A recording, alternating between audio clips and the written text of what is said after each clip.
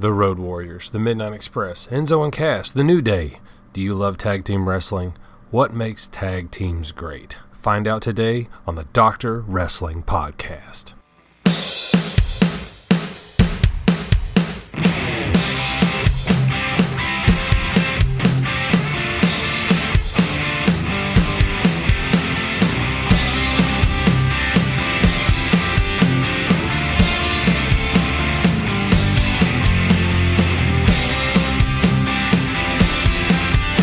Hello and welcome to the first edition of the Dr. Wrestling Podcast. I'll be your host, Barry Johnson, and today we're going to be talking about tag team wrestling. What makes it different, what makes it more dynamic, and exactly why is it that a promotion might be willing to pay 4 people to participate in a match instead of 2. I think there's a lot of different things that separate good tag teams from great ones. A lot of guys that suit tag team wrestling really well, not so much as individual wrestlers, as singles. We're going to be talking about a lot of the differences between singles and tag team competitors, a lot of the things that tag team wrestling can do for a show, for a promotion, that single wrestlers can't quite necessarily bring to the table, and all the different dynamics that tag team wrestling can add to a show. So to start with, let's think about the questions that we want to try to answer today. First of all, what makes tag team wrestling different than singles matches? Next, we want to talk about what makes a good tag team wrestler as opposed to a singles competitor. And does one naturally lead to the other? Are tag team wrestling matches good breeding grounds for singles wrestlers? Is there a natural evolution to lead from tag teams to singles? And is it really worth it? I mean, when you think about the number of wrestlers that have to be paid to participate in a tag team match, is it really worth it to spend the money to have those guys in that match versus having 2 good singles wrestlers take each other on? There's a lot of questions that need to be answered, and I want to take the time to break these points down and see what we can find as far as answers. So first, let's look at tag teams and what makes a good tag team match. Clearly, having 4 guys in the ring as opposed to 2 can make for a more exciting match. The reality is you've got more action going on. You've got the potential for interference by a partner. You have the potential for good teamwork, different and better action, because 2 guys can help one another achieve certain moves and impact on another wrestler, or even both members of the team, as opposed to anything a single person could do.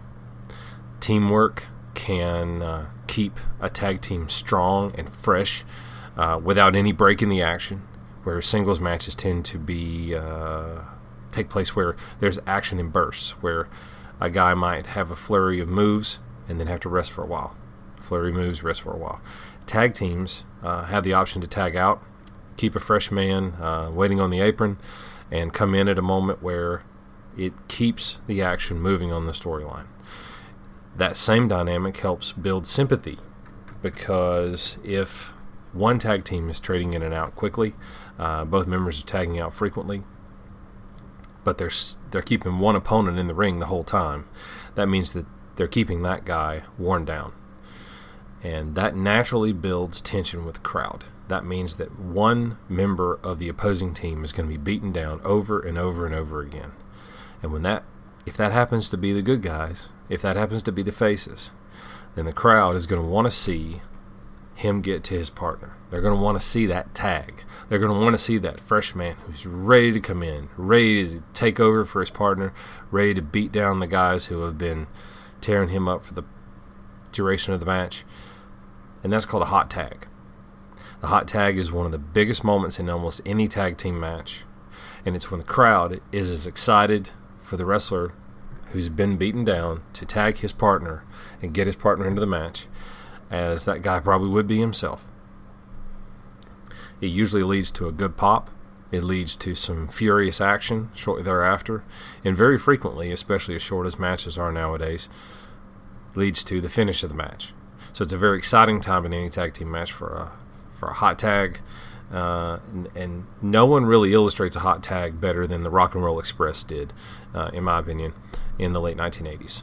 Ricky Morton was a master of selling. He could take a beating for what seemed like hours on end, No matter who he was facing, he could be beaten up, he could sell, he could fly around and make his opponents look like $1,000,000. But when it came time for that tag to finally happen to his partner, Robert Gibson, the crowd went nuts. That is the engagement that a promotion wants. And in my opinion, that is the biggest value in a tag team for a promotion. Because when you get the fans that involved, you get them that invested, then you're going to want to see those guys come out there and win.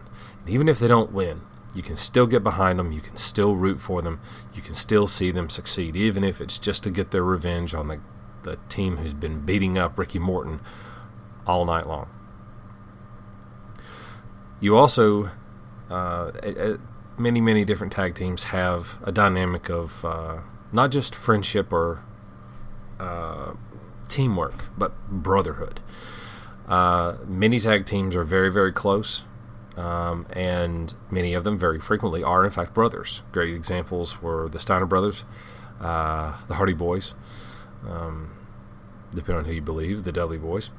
There's lots of teams that were either presented as storyline brothers or were in fact in real life brothers, and the chemistry that they naturally have with one another led to even better matches in the ring. Not always the strongest personalities to be found there for sure, but they could really get it done in the ring, and they worked well together.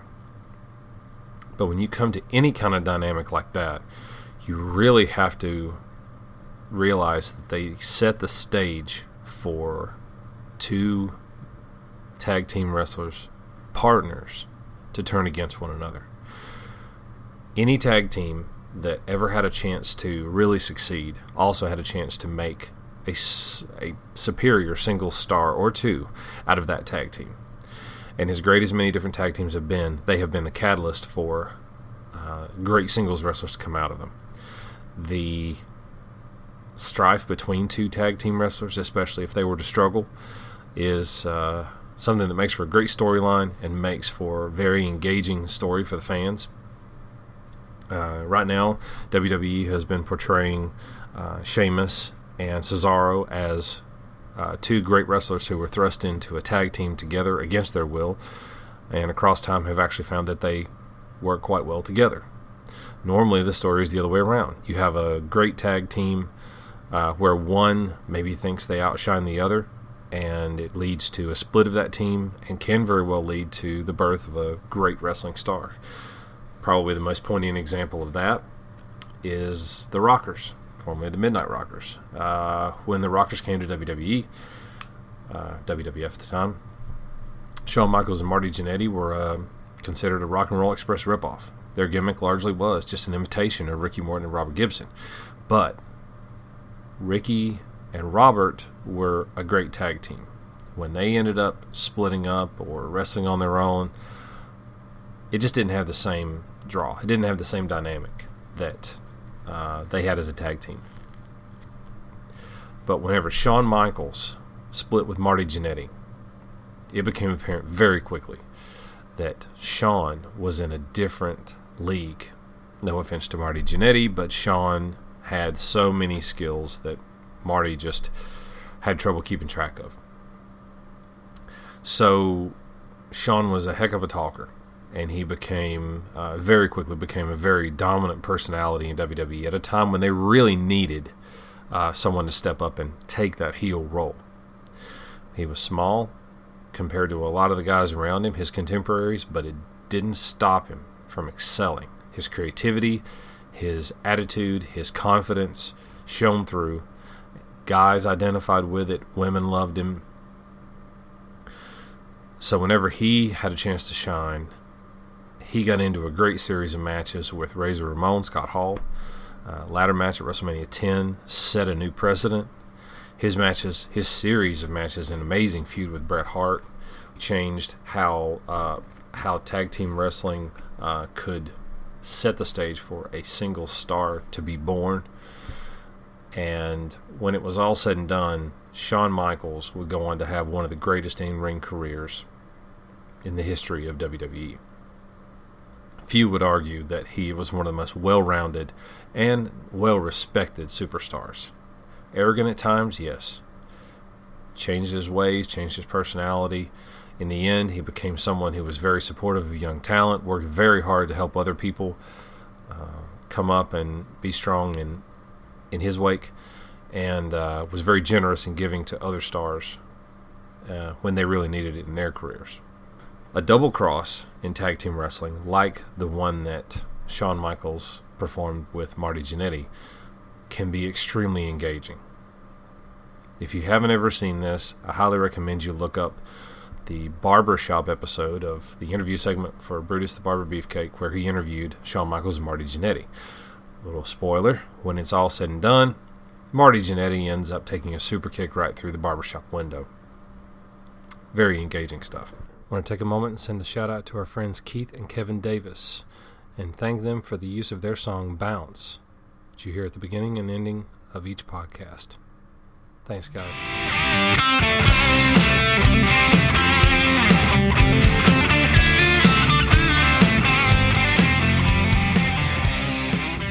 Another thing that makes tag teams great is tag team moves. Sometimes it's simply possible for a tag team to complete a move that a singles wrestler can accomplish. Think about the Rock and Roll Express. Yes, they had a finisher that was somewhat simple, and then it was a drop kick.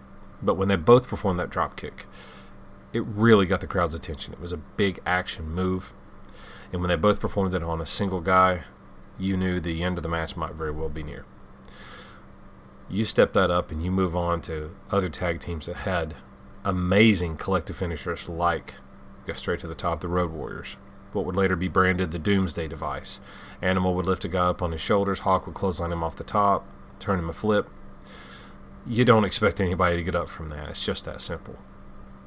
That kind of maneuver can really change the dynamic of any match and can really get the fans engaged. It's a very clear understanding that that's a finisher and that the opponent's probably not going to get up from that. You look at some teams that have been very successful in the past, they didn't really have a combined finisher. Others, quite frankly, didn't need it. Arn Anderson and Tully Blanchard were such an amazing team. Two stellar wrestlers, top-level performers, in the ring, on the microphone, whatever it might have been. They didn't need a collective finisher.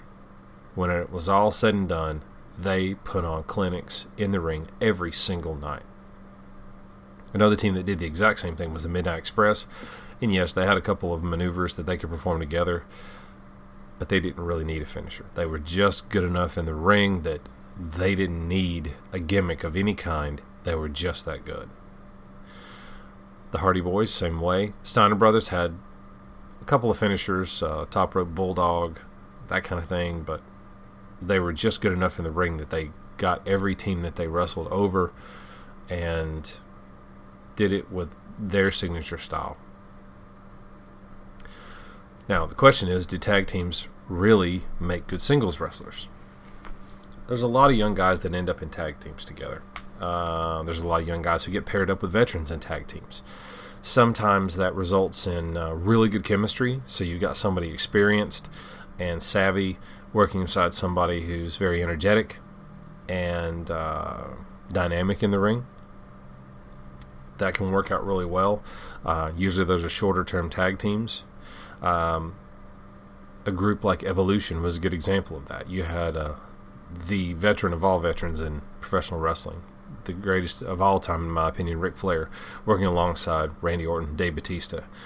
Triple H was clearly well into his prime at that time as well, and was at the top of the business. Those four guys working together made for a dynamic that is hard to rival.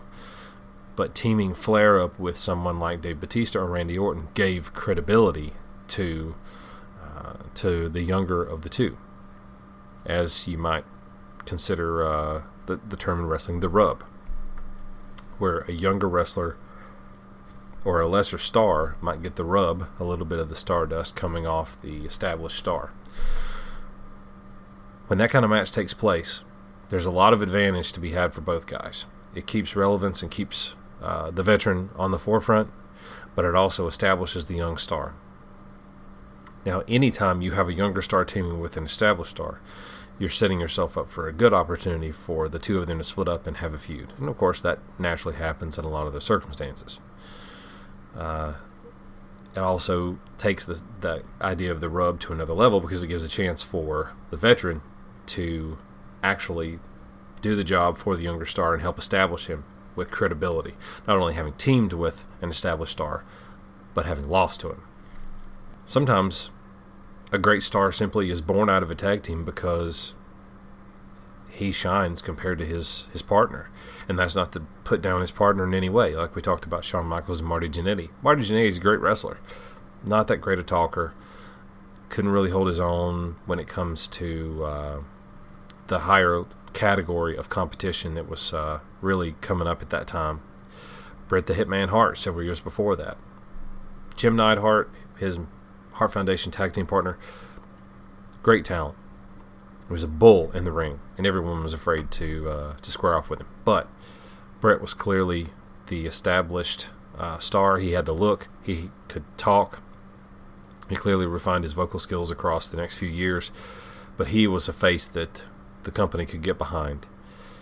So he emerged out of the Hart Foundation as the real forefront and became the face of the company for a while.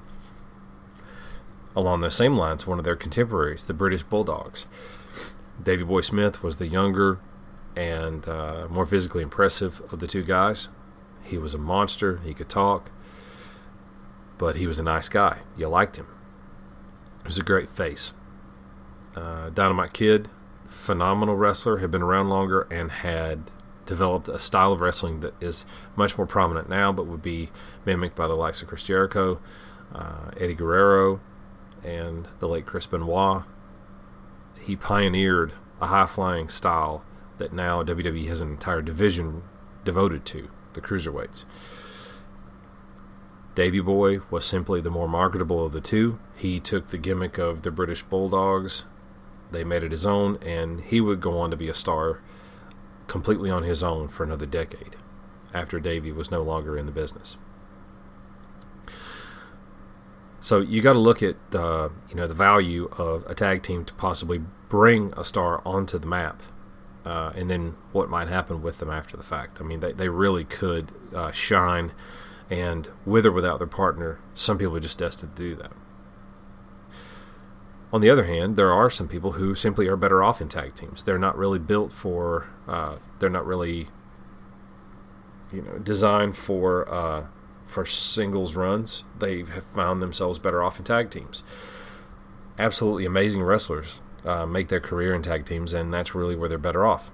A shining example of that is beautiful Bobby Eaton in the Midnight Express, multiple incarnations of that, teaming with Arn Anderson.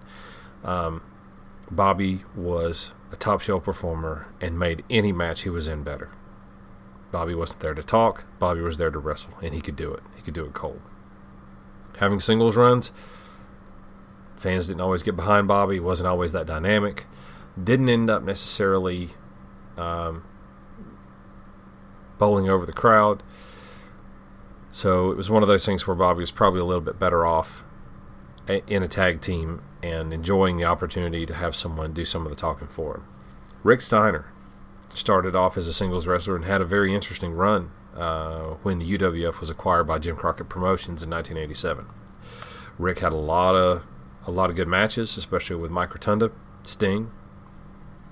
But when it was all said and done, his brother came in, Scott, and the real star was standing there present among the two brothers. They were a hell of a dynamic. They had so much energy together. Scott was, clean cut, straightforward. Neither one the best talker in the world. He wasn't as quirky as Rick was, but Scott was just somebody you gravitated toward. His later years, he changed his gimmick over to become Big Papa Pump when he turned heel. I personally was not a fan of that, but clearly he had some star power. He had some strength. And Rick found himself back in numerous tag teams. That was really where Rick's forte was.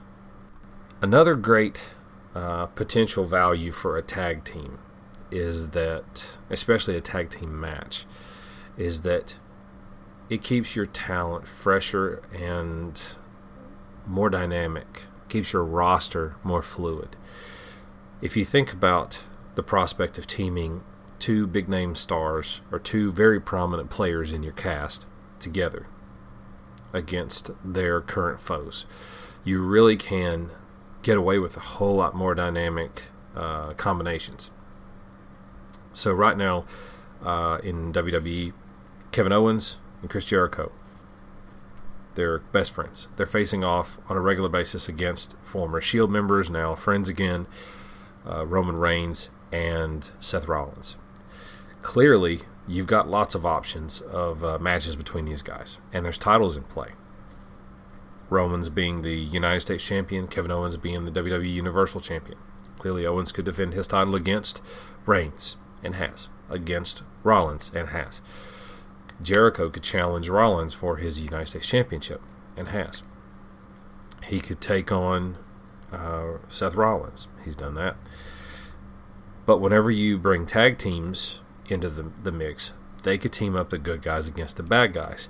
And it doesn't matter what the outcome of that is. You could have any of those four guys take the loss for their team, even if it's a clean pinfall. And it doesn't really hurt any of those guys, because a loss, even for the top shelf champion in a tag team match, doesn't have the impact that a loss in a singles match would. So it keeps the possibility of the drama between these characters alive and helps promote opportunities to emphasize their strengths and share them for everyone's benefit among that whole group. Now, on that subject, mixing singles wrestlers as tag teams, there's a lot of potential value in that, one of which we just described. However, there's a lot of downside to it too.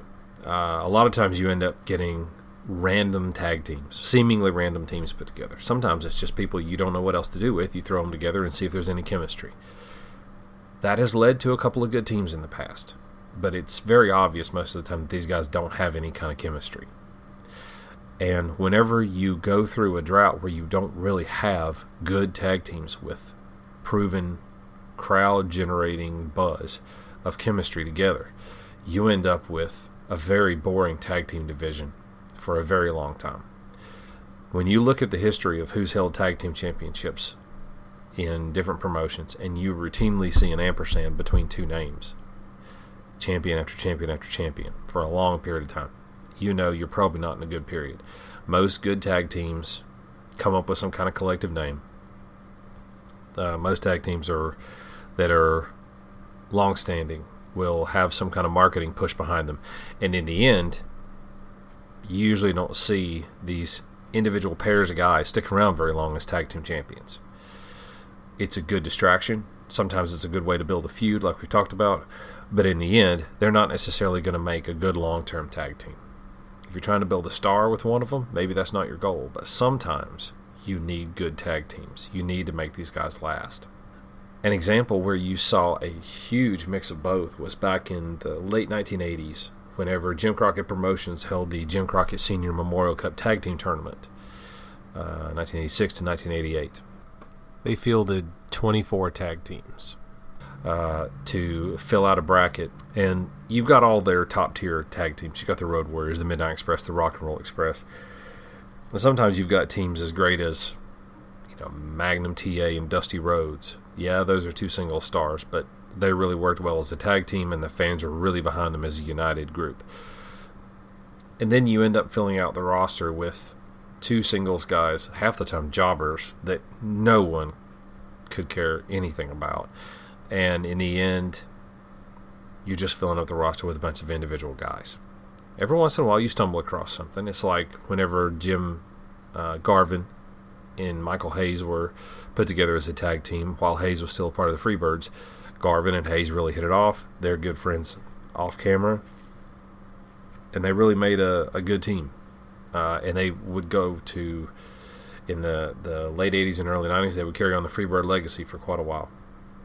So some really good things can come of that. But as a rule, that kind of thing of just randomly throwing wrestlers together, it's about as successful as the Battle Bowl concept was for WCW in the early 90s, where you quote-unquote randomly assign two guys as tag team partners and hope that something good comes out of it.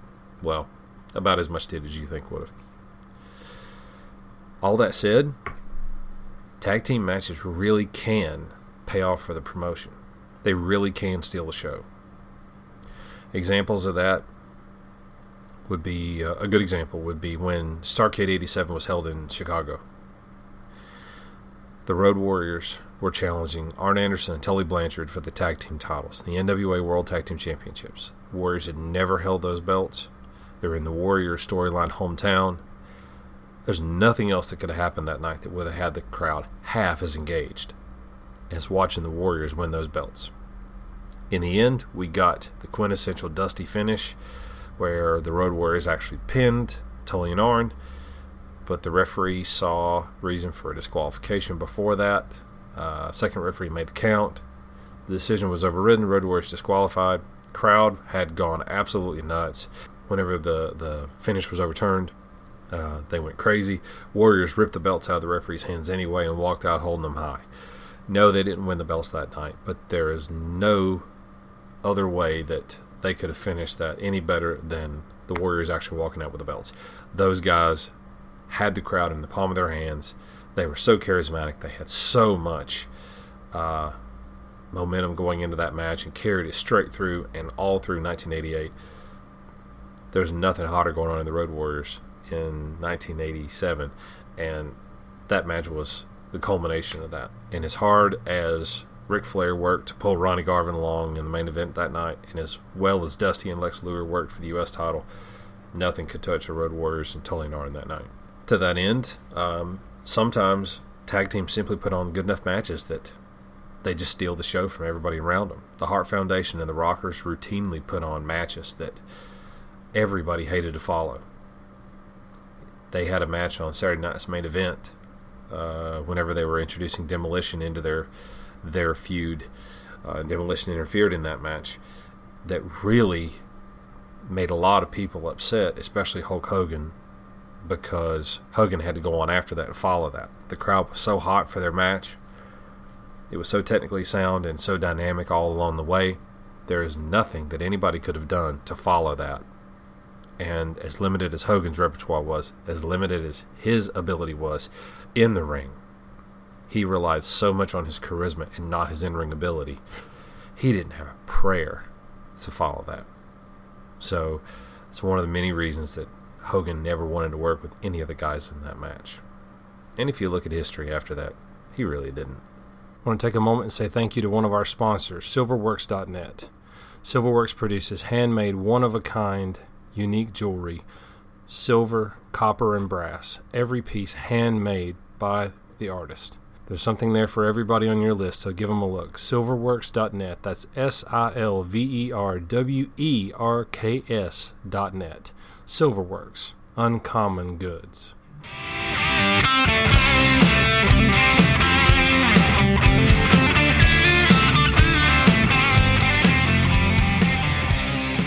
Another great thing about tag team wrestling is it has been the genesis of several things that have made pro wrestling so strong in subsequent years.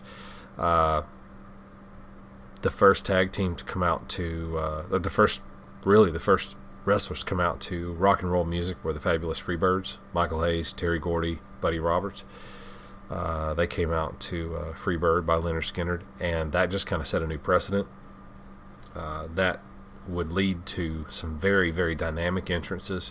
And the most dynamic entrances in professional wrestling tend to be by tag teams, in no small part because there's simply more guys. Along those same lines, the Road Warriors would come out to Iron Man by Black Sabbath. They were the first to wear face paint. They established a new level of ferocity when it comes to tag teams. Their entrance was always fast, furious, hard-hitting as soon as they hit the ring. Their shoulder spikes, their pads, everything about them was just over-the-top intense. Fans bought into it. It didn't matter if they were the good guys or the bad guys. It didn't matter who they were wrestling. They wanted to see the Warriors beat somebody up. Their music set the tone for that, and it always made a huge impact when they hit the arena. A big part of that entrance, quite frankly, is the ring announcer. If the ring announcer does a good job selling the talent, they can really make a talent shine.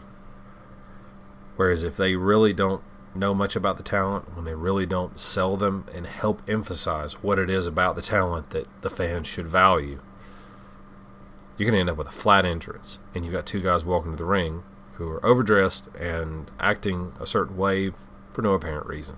If you don't know their history, you don't know what's going on behind the scenes, why would you care?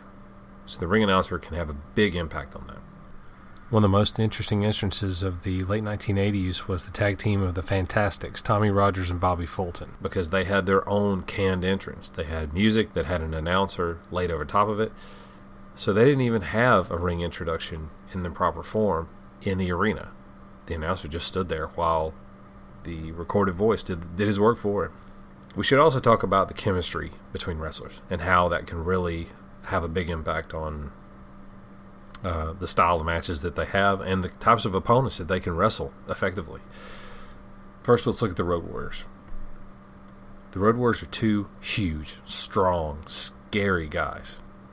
They get in the ring, bulls in the china shop, they're just going to tear anyone and everyone apart. That's their goal. It's apparent from the word go.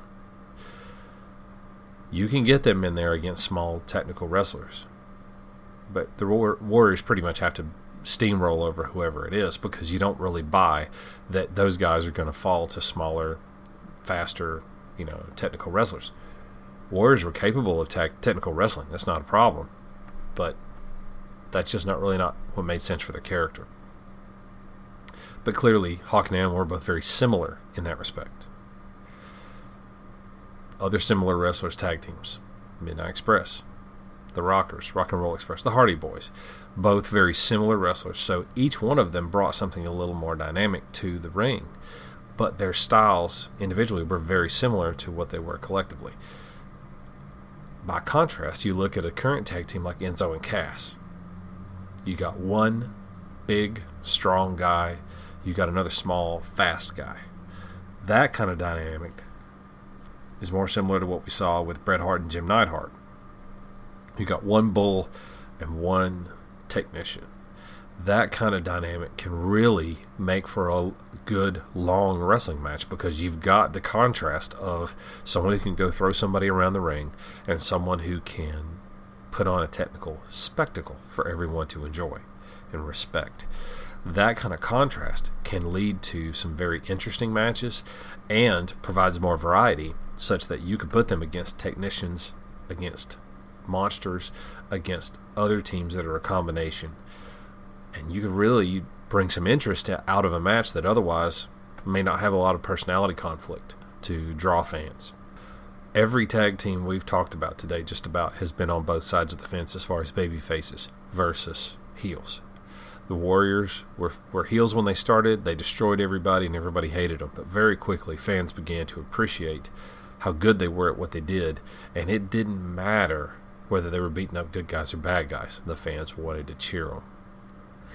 They had to go so far as to try to put out Dusty Rhodes' eye in the NWA in 1988 to get the fans to hate them. That didn't work. They had to take out Sting. That still didn't work. The fans still cheered the Road Warriors. They had to resort to teaming Dusty Rhodes and Sting, their two most charismatic and over-the-top faces, to get anyone to boo the Road Warriors, and that lasted a matter of a few months. And before long, the Warriors are back on the face side of things. They were even wrestling good guys, but getting cheered. So some people just resonate with the crowd, and some people are just going to get cheered no matter what you do. By contrast, there are people who can hold the crowd in the palms of their hands and simply take them whichever direction they want to go. Shawn Michaels, and whatever team he was a part of, is a shining example of that. If he wants the crowd to hate him, he can make that happen in 5 minutes or less. If he wants the crowd to love him, he just has to be himself. There's no conflict there. Some people simply have that capability. They can simply take the crowd whatever direction they want to go. The Hart Foundation succeeded on both sides of the fence that way. Selling is a huge part of tag team wrestling.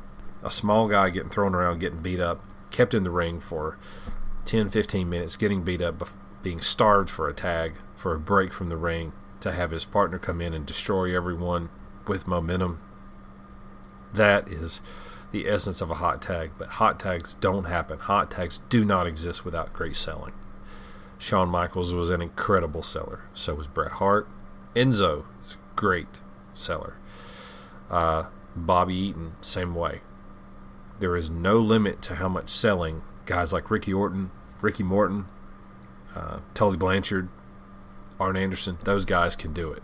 They can put somebody over. Sometimes it's in a sympathetic way. Sometimes it's in a more of a I deserve to get beat up, and here I'm afraid I'm going to be a heel and crawl away kind of stance. Ric Flair, of course, is probably the best seller in the history of the business, but we're talking about tag teams, so we're going to stick to the great tag team wrestlers. A dynamic in that I think gets underrated a lot is the tag rope, the rope that they keep tied up in the corner of the ring where the wrestlers are supposed to keep a hold of whenever they're going to perform a tag. There was a point in time when that rope could be an element in the story, such that if the referee didn't see the wrestler holding that rope when they made their tag, then the tag wasn't legal. Clearly that can be an advantage and a disadvantage. If you're playing it in a storyline and it needs to matter, it could be a big advantage. If it's not supposed to be part of the story, that's the problem with rules. Sometimes they step on the storytelling. But Robert Gibson was a big proponent of that, and someone who leveraged that rope to get sympathy with the crowd, to build up that hot tag even more, so that when Ricky Morton finally did tag him, you knew it was legal, you knew he was doing it right, you knew he was going to come in and the referee wasn't going to challenge the tag. Managers can also have a big impact on tag team wrestling, and there are no better examples of that than Jim Cornette and Paul Ellering. The Road Warriors are both great talkers. There's no debate about that. But they were monsters. They were brutes. They were there to destroy. Paul Ellering was the calculated mastermind behind their team, the man who could step in and eloquently state what it was that Animal and Hawk growled and yelled. By that same token, Jim Cornette could be the front man for a tag team and make their stance on things very obvious and make you hate them in the process if he wanted, because he could make anyone hate him. He was such a dynamic personality. He was so over the top. He never minded embarrassing himself to get his team over.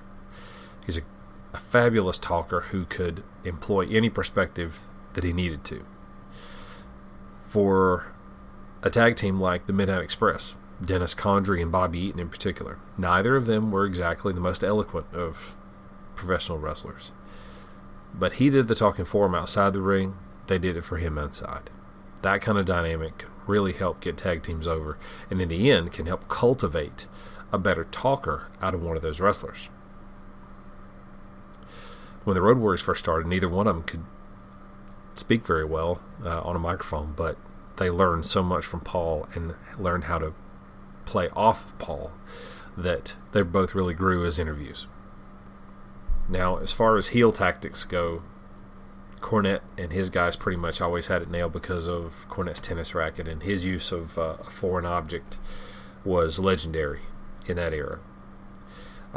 Illegal switches, especially fake switches where one wrestler claps his hands to make it sound like a tag when the referee's got his back turned. Illegal switches infuriate the crowd, don't really affect the flow of the match very much except to give the heels a little bit of an advantage, but always gets people riled up.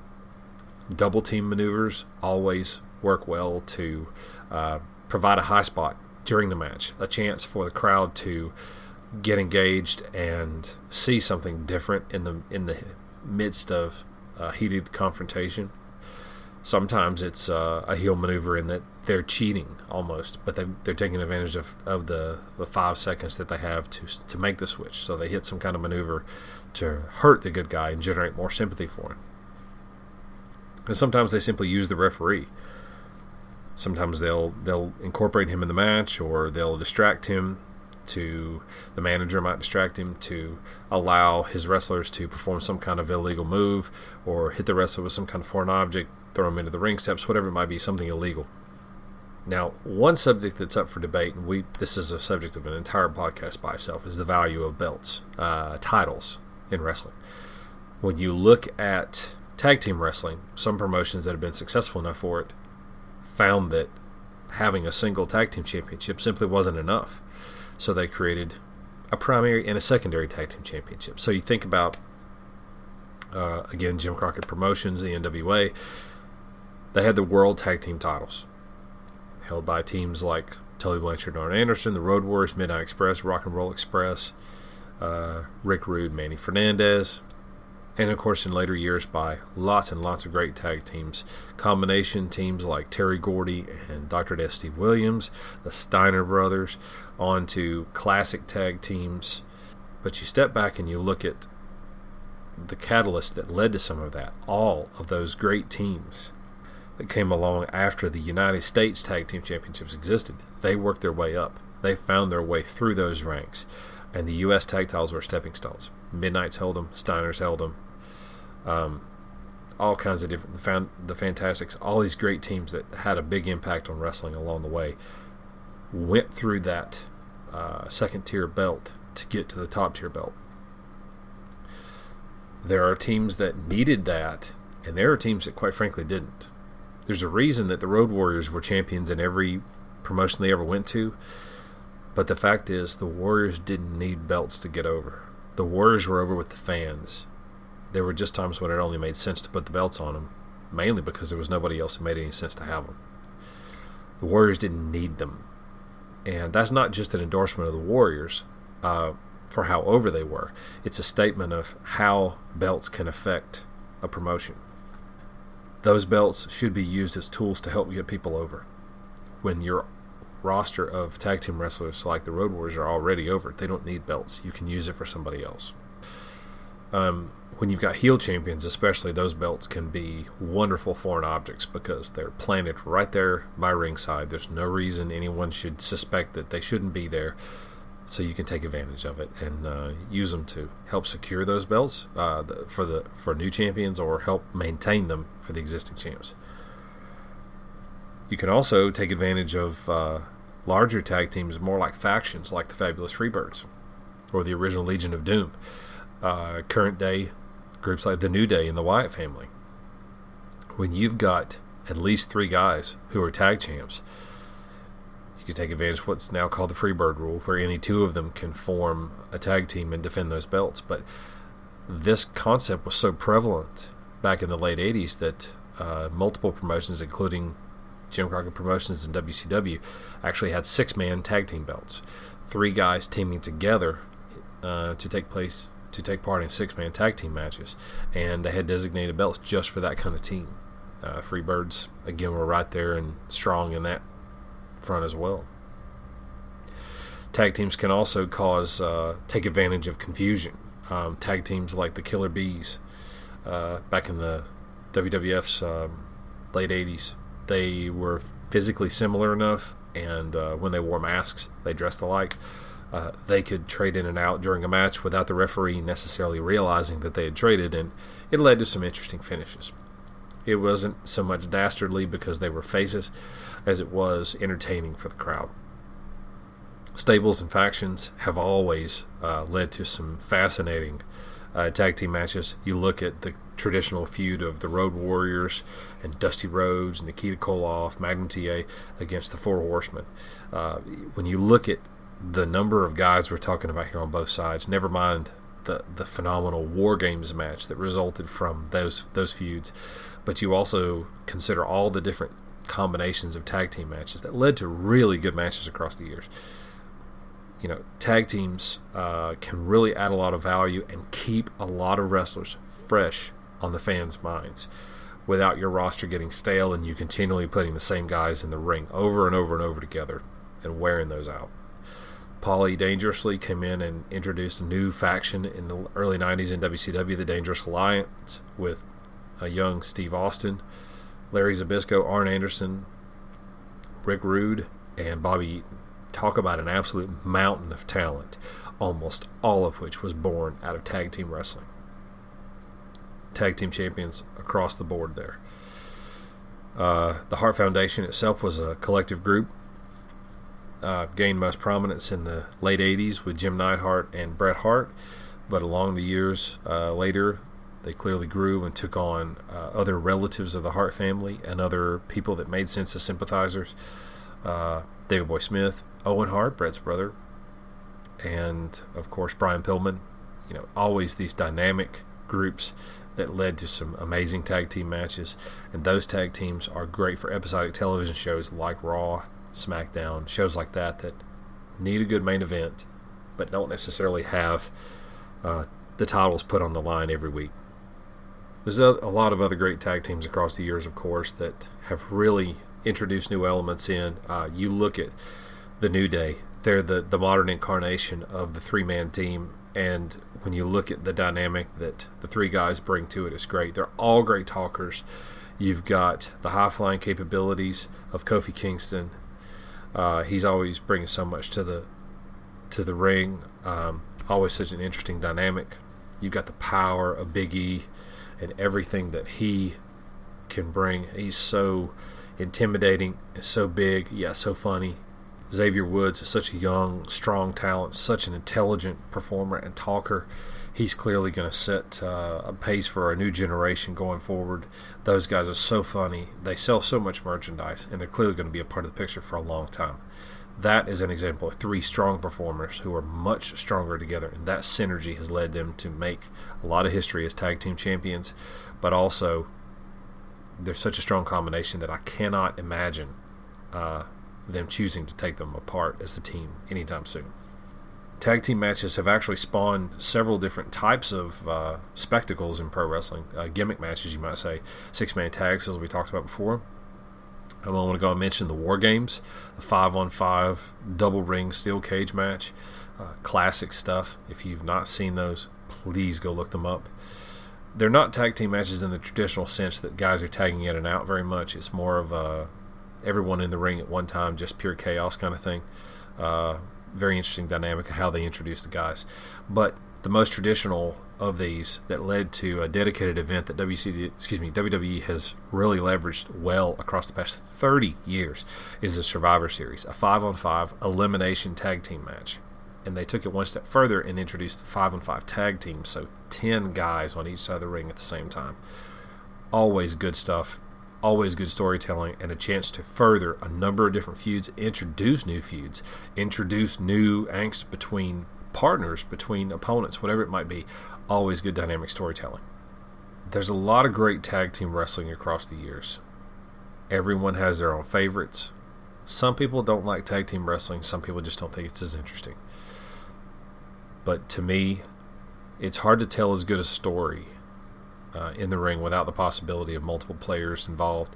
We've got so many great singles wrestlers right now, but so many of them came from great tag teams, that acknowledging the history that tag team wrestling has brought to the business, the future of tag team wrestling being bright as it is, with new teams like the New Day and Enzo and Cass, the Vaudevillains, dedicated to their craft and so good at what they do. You look at the NXT roster and recent graduates from there. You look at American Alpha, The Revival, TM61. There's so many great teams that bring so much to the table. And when you can get back to a more traditional style of tag team wrestling and take the time necessary to have a good match, again, another subject for another podcast, these guys can really take the crowd with them on a ride, a roller coaster, tell a great story, and when it's all said and done, have something to show for it. You got 4 stars standing in the ring, and maybe a couple of them will stand out and become single stars one day. If you want to see some great tag team wrestling, some great examples of tag team wrestling that you can look up on YouTube. Saturday Night's Main Event, October 1990, the Hart Foundation versus the Rockers. Absolutely phenomenal match. The pacing, the time that they took, the stories that they're telling, the advantage that they take of the strength of Jim Neidhart versus the speed and dynamic movement of the Rockers. Classic stuff. And look up Arn Anderson and Tully Blanchard defending the NWA World Tag Team titles against the Road Warriors at Starrcade 87. Storytelling at its best. Fans as engaged as you've ever seen. Well, that's about it for the first edition of the Dr. Wrestling Podcast, focusing on tag team wrestling. I appreciate you taking this ride along with us. I'd appreciate your feedback and comments on the subject, on matches you think represent tag team wrestling well, suggestions for our listeners to watch, and any ideas you have for suggestions for future episodes. I got quite a few of them stockpiled, but I'm always listening for new ideas and things you want to hear about, so please don't be shy about commenting and giving us feedback. Thanks again for listening to the Dr. Wrestling Podcast, and just remember, keep watching and keep believing. It doesn't have to be real, it just has to mean something. Good night, everybody.